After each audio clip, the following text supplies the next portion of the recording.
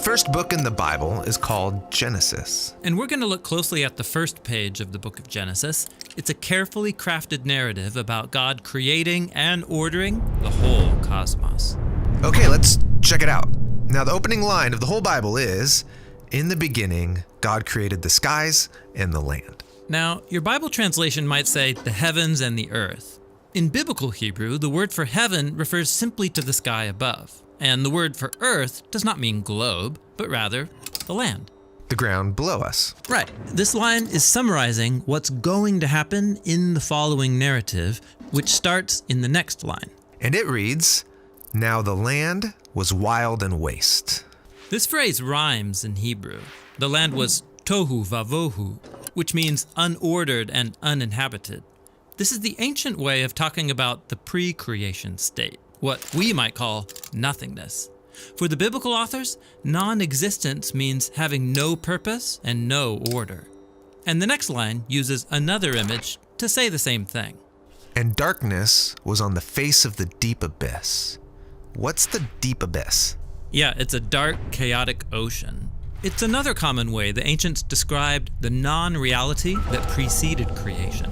Now, here's where things start to get interesting, because in the midst of those dark waters, God is present. "And the Spirit of God was hovering over the face of the waters." The Hebrew word for God's Spirit is ruach, which can refer to wind or breath or God's invisible presence. So you can't see it, but God is present in the darkness, ready to bring order so that life can flourish. Yes, and this ordering happens in a series of 6 days. Each day begins with the phrase, "And God said," and then ends with the phrase, "And there was evening and morning." Yeah, every day addresses those problems introduced in verse 2, that there's no order and no inhabitants. So on days 1 through 3, God splits apart that unordered darkness into 3 ordered realms. Then, on days 4 through 6, God fills the uninhabited wasteland with creatures. Interesting. Let's see how that works. Okay, so the first realm of order begins with light on day 1. Ah, yes. "Let there be light." This is God's own glorious light that fills and contains the darkness as he separates day from night. God's establishing the order of time. Okay, and then on day 2, "Let there be a vault between the waters to separate water from water." What's the vault? In the ancient culture of the biblical authors, the sky was perceived as a solid dome that holds back waters. God's depicted here as splitting the chaos waters in half, above and below, which creates the realms of the sky and the seas.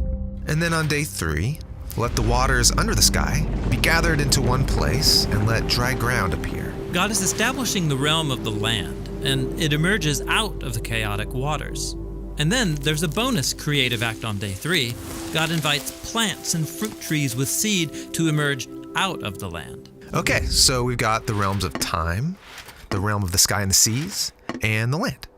And they all have order. Right. Now, it's time to go back and fill these realms of days 1 through 3 with inhabitants. This is what happens on days 4 through 6. So in day 4, "Let there be lights in the vaults of the sky." God installs these lights, the sun, moon, and stars, as signs and symbols that reflect God's own light. He gives them his own royal power to separate day and night. Then on day 5, "Let the waters swarm with living creatures, and let birds fly above the land." Yeah, these are the creatures that live in the waters below, and those that fly near the waters above. Then finally on day 6, "Let the land produce living creatures." They emerge up out of the ground to live on the land.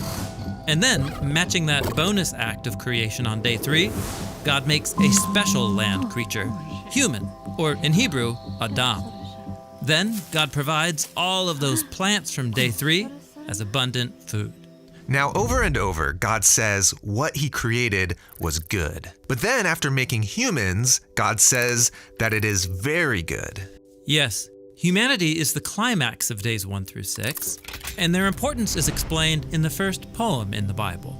So God created humanity in his own image. In the image of God, he created them. Male and female, he created them. So humans come up from the ground like the other land creatures, but they're also more.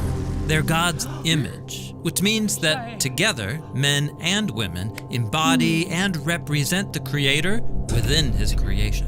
God blessed them and said, "Be fruitful and increase in number, fill the earth and subdue it, ruling over the creatures." This is the purpose of being God's image, to oversee creation as God's partners and representatives in the world. Very cool. Now, after the 6 days, we get a concluding line that links back to the key words of the opening line. And so were completed the skies and the land and all their inhabitants. Except there's one more day. It stands outside the pattern of days 1 through 6.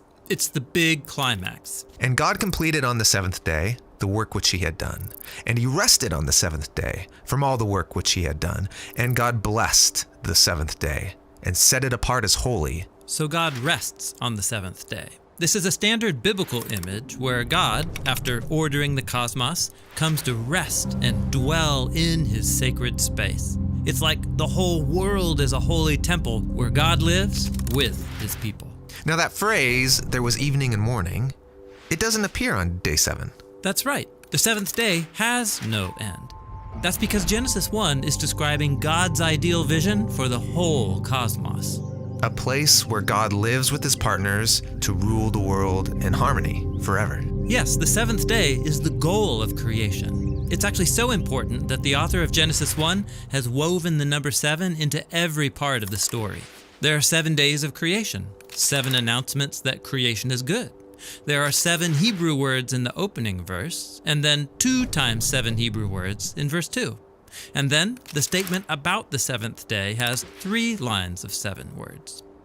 Wow. So the first page in the Bible is doing way more than just telling us how the world was made. Right. Genesis 1 has been designed to show us that God's purpose is to share creation with his images, so they can rest and rule it with him forever. And that purpose is what the rest of the biblical drama is all about.